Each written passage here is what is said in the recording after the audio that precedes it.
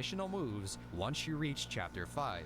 That's literally all there's to it. It's rigid as hell, yet Team Ninja failed to communicate even that. Unlike Ninja Gaiden 1 and 2, combos you cannot perform yet are not crossed or grayed out, and then once 3 arbitrarily decides you can perform them, it doesn't even inform you about it. Why? Why is this a thing? This can create such confusion in the first half of the adventure and potentially cause players to be oblivious to their newly unlocked moves in the second half.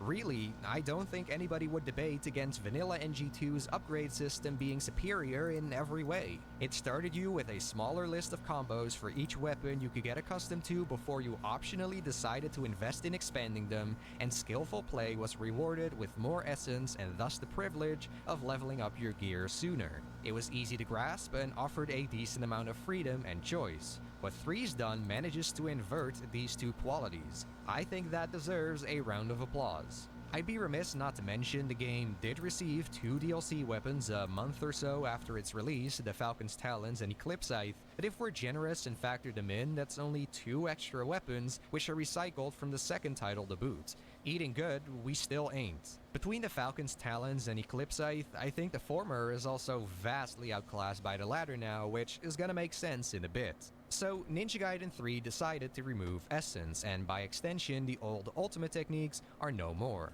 Part of me is fine with this. I've noted in the previous reviews that I think the implementation of Essence charging was not balanced right, making UTs quite spammable and abusable, when ideally they should be something considerably more reserved. Regardless, it is a bummer they simply scrapped this unique concept rather than attempt to improve it. To compensate, however, we've got this new steel-on-bone mechanic where the camera zooms in all slick and Ryu instantly dispatches the enemy by cutting them in half. Or at least that's the idea, because there is no actual dismemberment.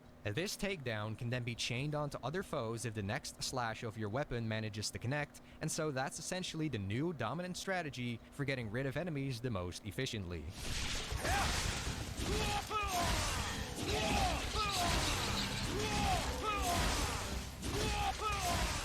Admittedly, keeping SOB streaks going for as long as you can is addictive in a way, but learning and mastering combos is once again disincentivized. As such, the same problem we had with UTs still exists, but it's weird now. For the most part, SOB seems to trigger at complete random whenever it feels like. This can be at the start of a combo, at the end of it, or anywhere in between.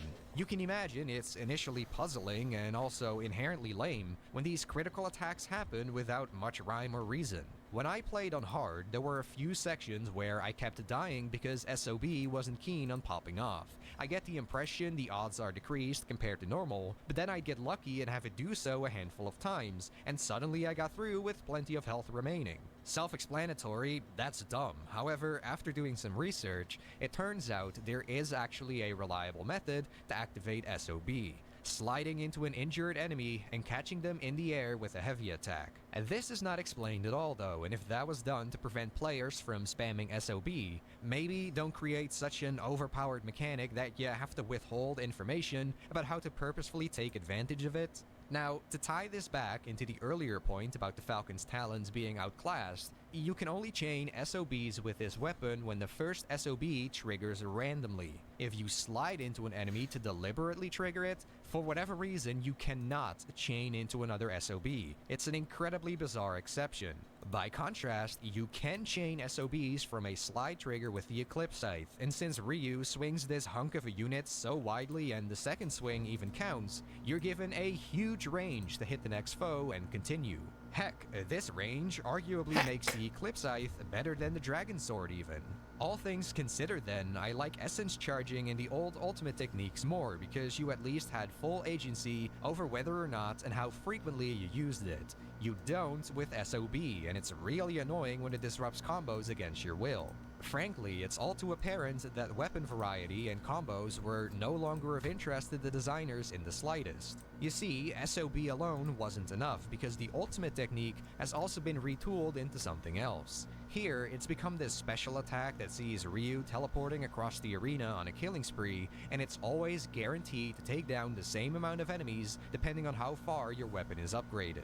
Again, I cannot help but view this as a downgrade, because there is no room to screw it up like there was with the old UTs, and it's unclear to me what conditions you even need to fulfill to unleash one.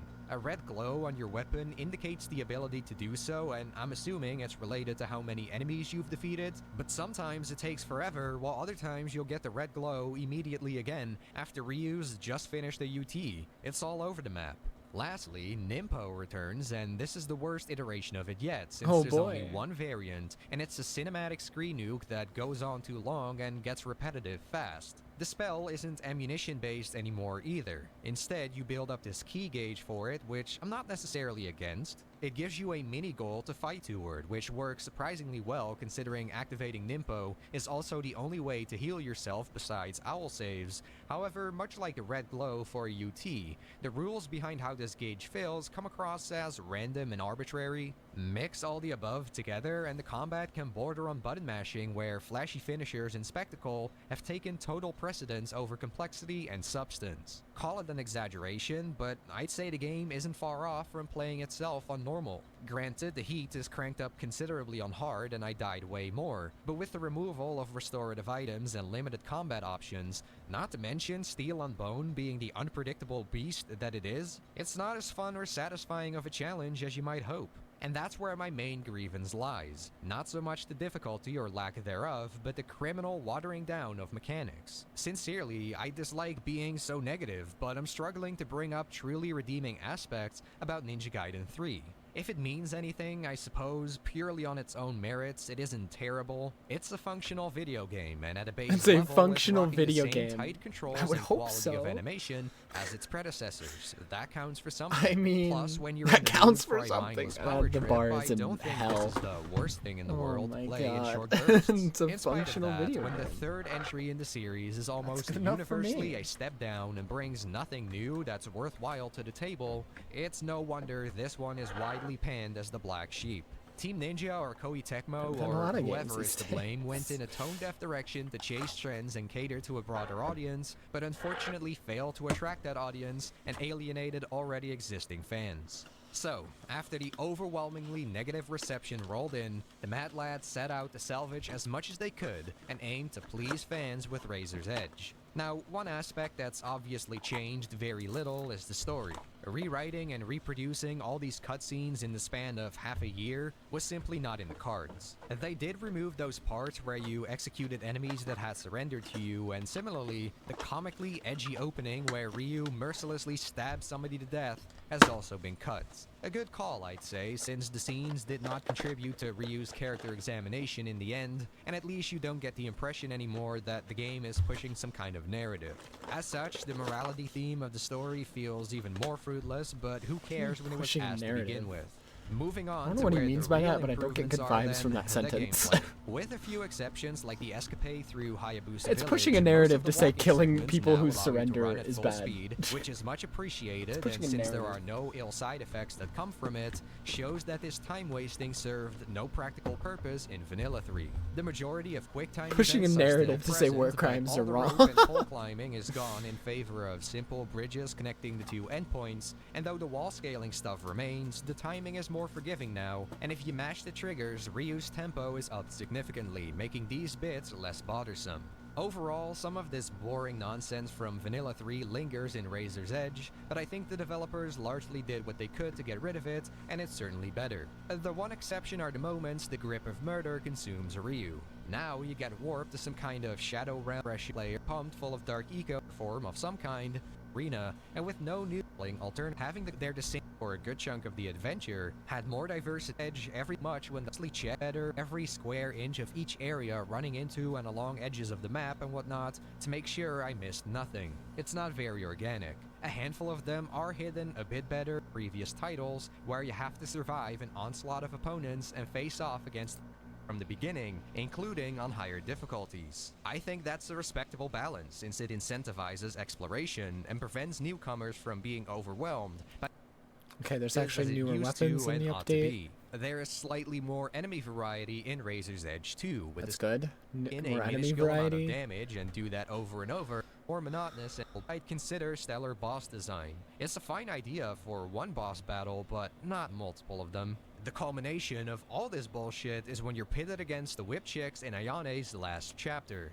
Everything I've complained about just now applies here, but with the extra nuisance of having to handle 3 opponents. To aid you in this task, the developers multiplayer activity, and I There's largely multiplayer? imagine it was even we are usually either too small. Yes, you'll be treading a lot of familiar ground in terms of combat, but is that a deal breaker when the brutality and depth?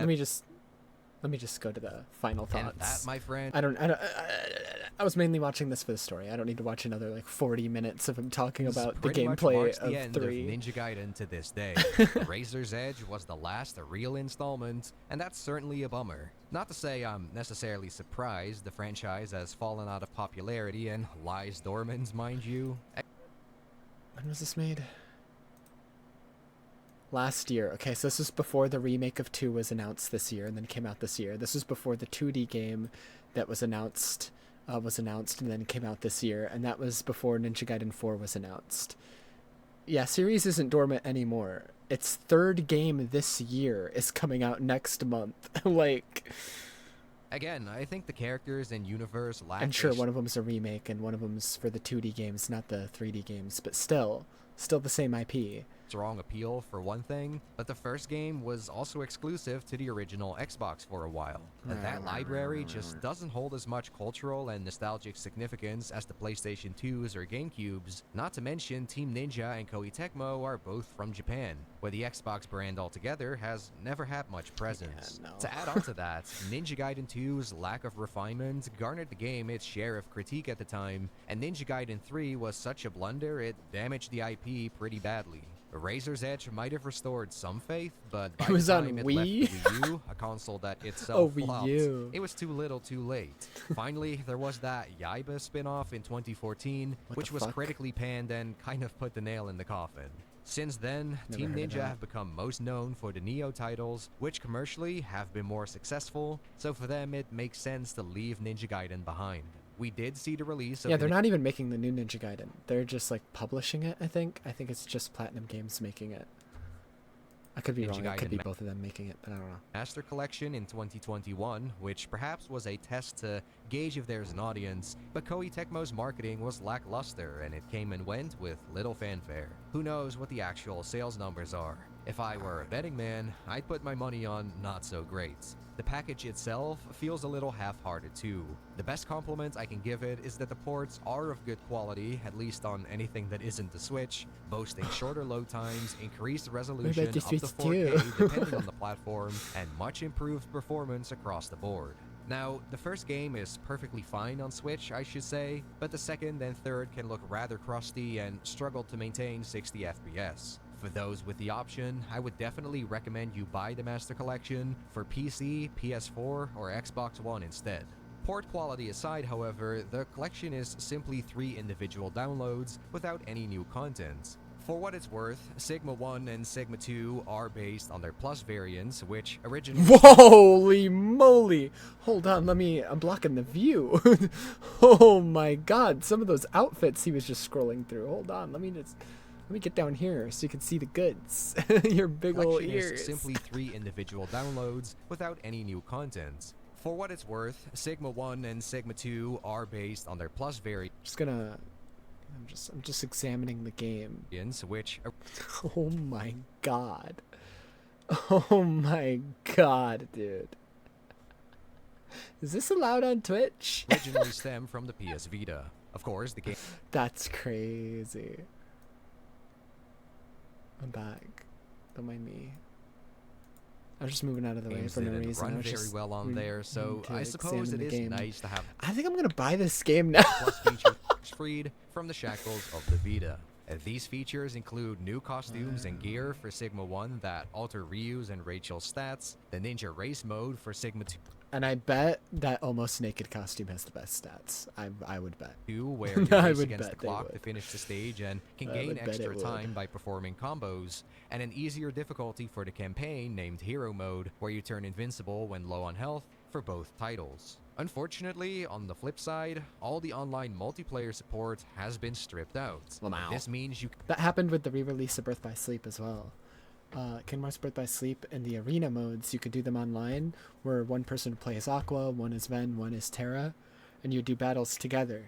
The arena modes have no online in any of the HD releases of Birth by Sleep, and because of that, those bosses are extremely hard in any of the HD releases, because those bosses are meant to be done as like raid bosses with 3 people.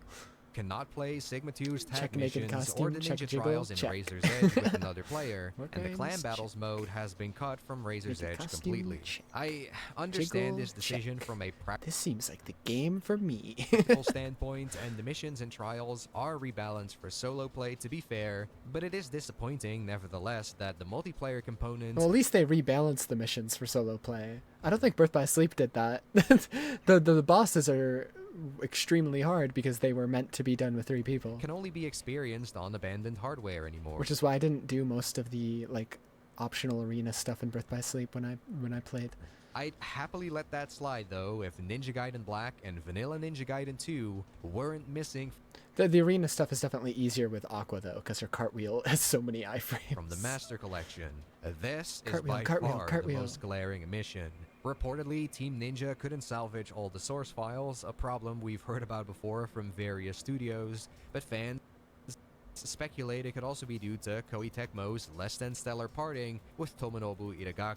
Regardless of the reason, the most accessible release of the series does not include the original vision for the first and second games. Even if you prefer Sigma 1 and Sigma 2, that's a real loss. Less so for the former, since Black and Sigma 1 are comparable enough as I've covered, but Vanilla 2 and Sigma 2 really are different animals. Having Sigma 2 is still better than nothing, but it's a shame people are more likely to play it over Vanilla 2 by default now. Even if I had the option, I'd still pick it. Thankfully, Black and Vanilla 2 are part of the backwards compatibility program for Xbox One and Series consoles at least, so they're preserved to some extent. It's an amazing effort from Microsoft, quite frankly. The emulation is absolutely flawless, giving a 2x, 3x, or 4x boost in resolution depending on the game and system you're using, and the frame rate is super stable. Ninja Gaiden 2 in particular benefits from this majorly, as all the slowdown induced by the limitations of the 360 hardware is wiped away.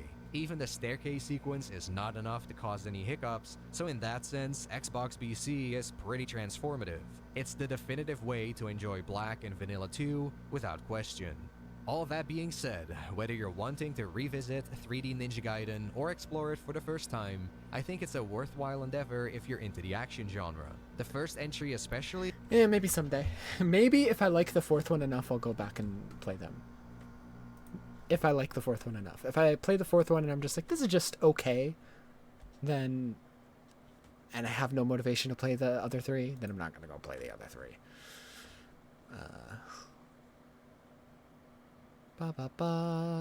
Anyways. You just willed a new Ninja Gaiden into existence. 1 month after this video uploaded. Rise, Fall, and Rise Again of Modern Ninja Gaiden.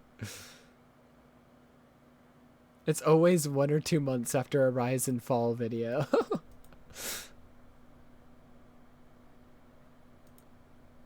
If DMC can make a comeback, I believe Ninja Gaiden can too.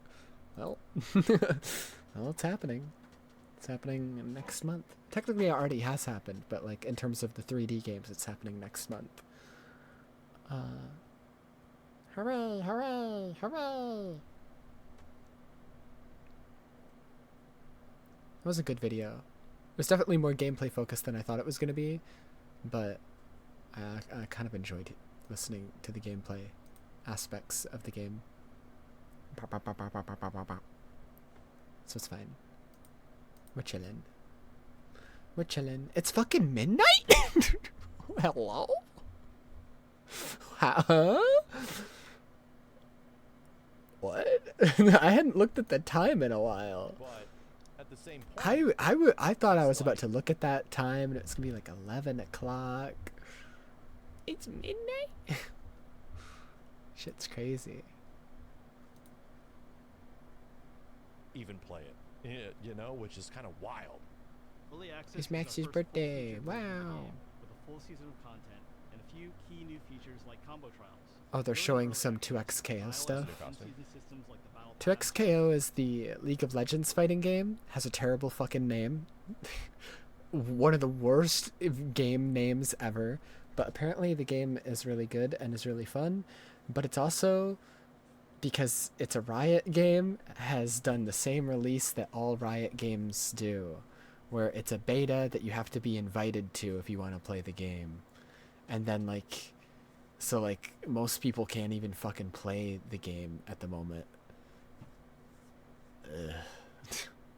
I hate that Riot does that to launch their games. It's so annoying.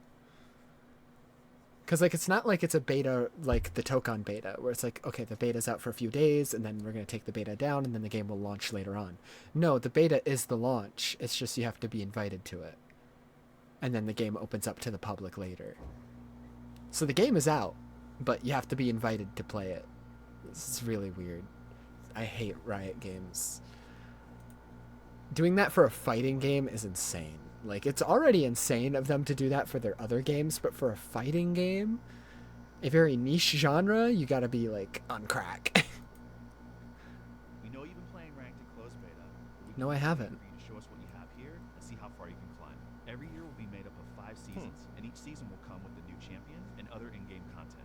That means our 10th champ will be dropping when early access hits live on October 7th. Really? Keep an eye out for their gameplay.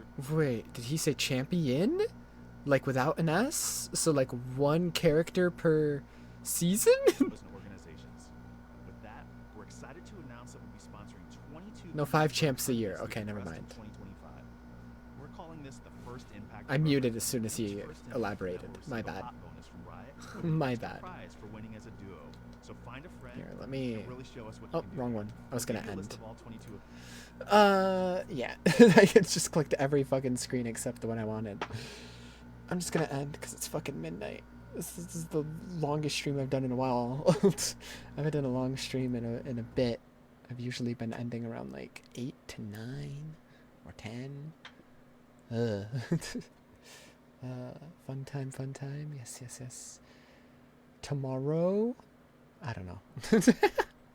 I don't know. Probably more just Sonic Racing because I don't have anything else to play.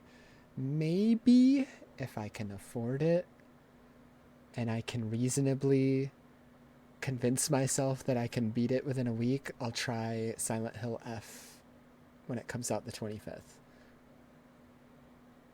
Maybe. I don't play horror games. I think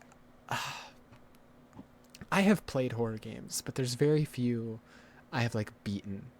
I think one of the only ones I've like beaten to completion is Soma, and that's just because like the philosophical aspects of Soma were just so interesting to me, where it's like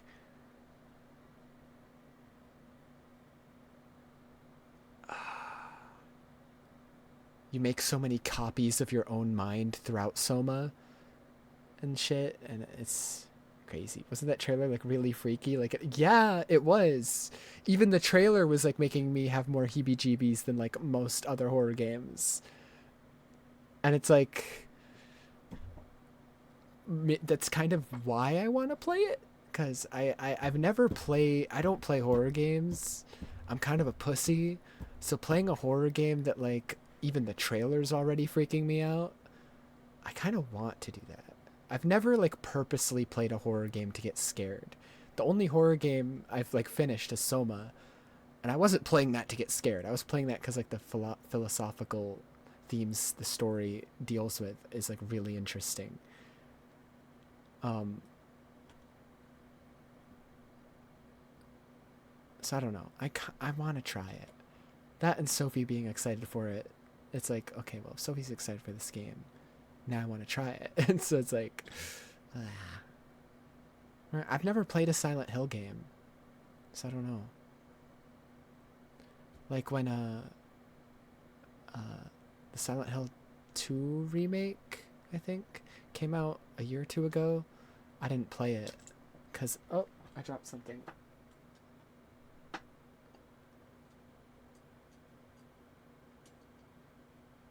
Where'd that go? Hold on. I was playing some other game at the time. When did it come out? Silent Hill 2 Remake. When did that come out?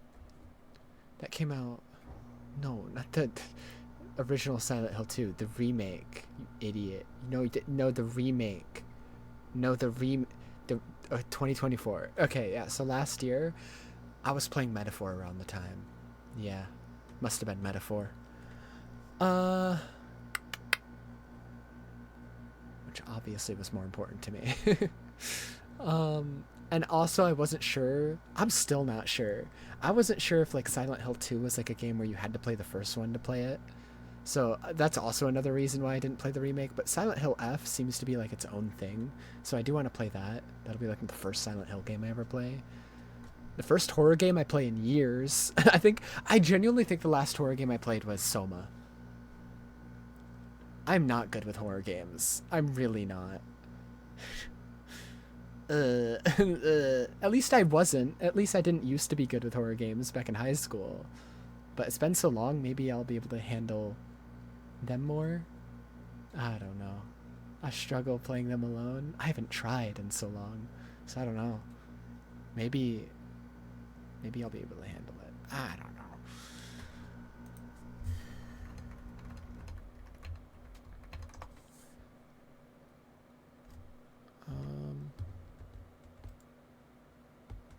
Let me look.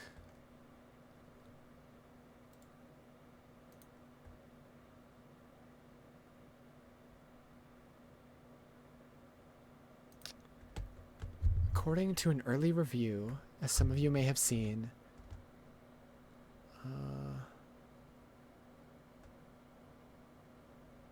there's an early review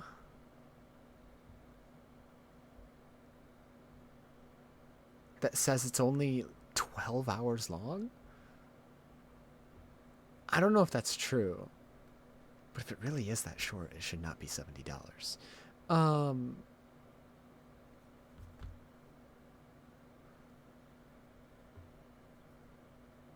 I don't know.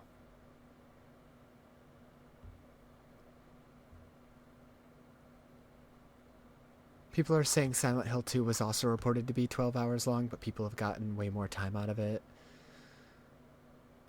Most likely 20 hours plus. Plus it might have different endings. I don't fucking know. I'm just trying to look up how long the game is, because I want to gauge in my head if I'd be able to beat the game before Ghost of Yotei comes out, you know?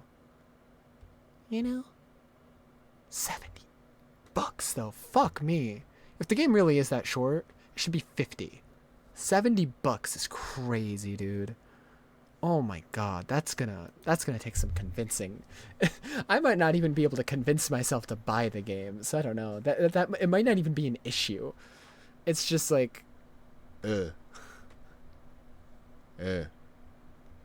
the Phantom Thieves skins for that. Yeah, it's so worth it. Oh my goodness. Anyways, I'll be back tomorrow. I'll probably just play nothing but the Sonic Racing game, because I don't really have much left to do. In P5X, I did all the major stuff in the update. More stuff will be added to the event tomorrow, but that's like small stuff I can do in like 5-10 minutes off stream. So it'll probably mostly just be the Sonic Racing game, and maybe watching stuff or yapping while I eat or after. I don't fucking know. That's another reason I kind of want to try the game. And yeah, all the VODs you supply. Yes. Thank you, as always. I appreciate you being here today. And yeah. Good night. Goodbye. And yeah. Until then.